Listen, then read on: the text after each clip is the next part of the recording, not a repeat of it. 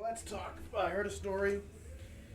I want to know who stole the Talkbox. Who had it first? Who stole it from who? 1939, Alvino Ray. He had a thing that he took a microphone they used in the old World War II airplanes, little carbon jobs. He turned it backwards. He plugged his guitar into it, and it did that to his voice. 1939, Alvino Ray. Then in the late 40s, a guy by the name of Pete Drake in Nashville, a steel guitar player, he took an 8-inch speaker and a funnel, and he called it the talking actuator. And he had a song called Forever Yours. It was very popular in the country music days. In about 69, 70, Joe Walsh went through Nashville and did Rocky Mountain Way using the talking actuator. Christmas of 1970, he was in my home for a Christmas dinner right before the tour of Barnstorm, premier tour of that group.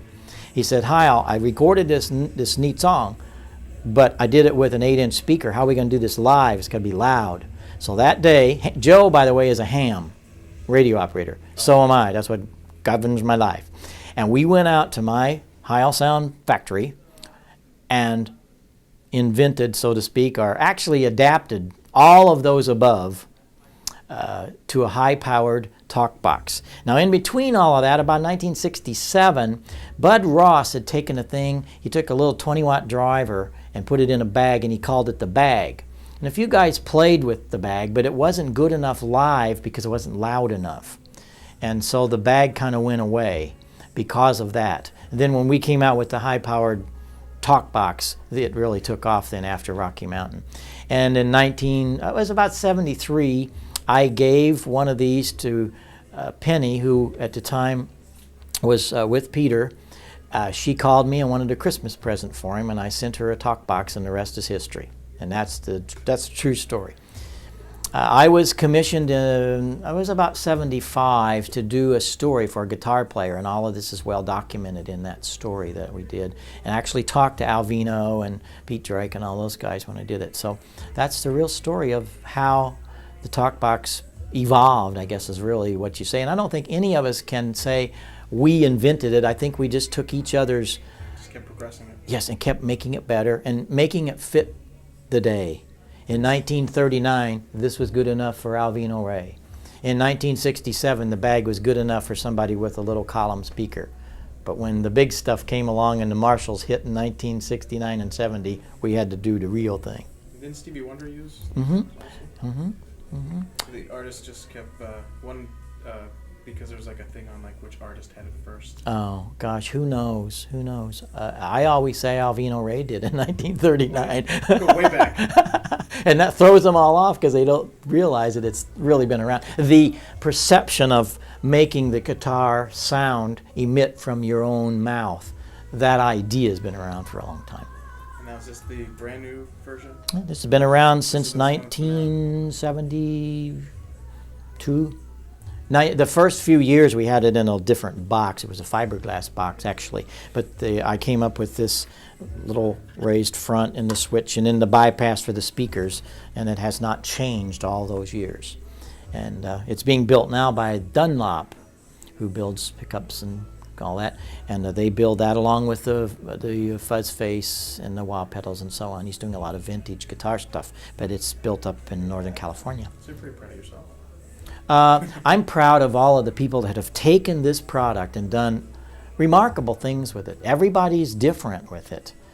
Peter Frampton can really make it talk. He actually can say words with it. Others just use it as a wah thing and so on. And they all do different things, and I'm proud of them. I'm happy to be able to create something that has maybe given them an idea for a direction of a song. And yeah, I'm really happy about that. Very unique.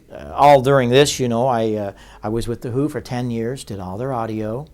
The Grateful Dead a couple of years. Humble Pie, Jeff Beck. The list is pretty endless. It's amazing the number of people. Jack Bruce, when he was with Bruce and Lang. On and on and on. We did a lot of things in the 70s, and just a couple of years ago we were awarded the Audio Engineering Society Award, the Pioneer Award. It was the first ever that they have done and have awarded us when you go see all this stuff hung and a lot of the speakers you see out here, we developed those back in the late 60s and 70s, and then the Who's Next tour really kicked it off to the public to see what could be done with high-level sound when it was done right. And so I was proud of that also. So we've done a lot of fun things, and it's really neat to see what guys are still doing today with them. What do you think of the Rock Walk? The Rock Walk is really fabulous. It's really amazing. There's some great people out there. In years to come, it'll be a history book and a very unique effort. It's well done, and I applaud everybody here at the Guitar Center for what they've done. I'm sure someone like you that's been in the business for so long, I mean, you can go out there and see it in a totally different way. Yeah, because the fans that come and see it. I know just about every one of those people. And one of the nice things about my career is that I never treated them as a groupie. A lot of people that work around them, you know, they want this and that. No, I've never drank beer. I've never tasted it. I've never smoked a cigarette. And Pete Townsend always put it kind of cute. He said there'll be two straight guys on my tour, the truck driver and Heil. Because if it don't get there and it don't work, I don't play, so leave him alone. But I looked at it so much differently when I'd walk into a situation. What's wrong here? What is it going to take to make this entire project work? We would invent it, build it, reshape it, whatever we had to do to make audio what we have today. And many of the products that you see out here today, we pioneered back in the late 60s and 70s. And the Who were a great sounding board for many of those products, where we'd go out and invent these things and take them out and do it to it. So it was fun, and couldn't be done ever again today. I don't think we could redo it. And then so many of the things today, we could come to the Guitar Center and buy a PA and take Peter Frampton on the road with equipment that's in here. In our day, no, we had to build it. And sometimes we were building it in the bus or in the truck on the way to the next gear, the next show. And the gear was, it was just haphazard. And so it took a lot to make it all work. But we had a lot of fun doing it. Great. Thank you.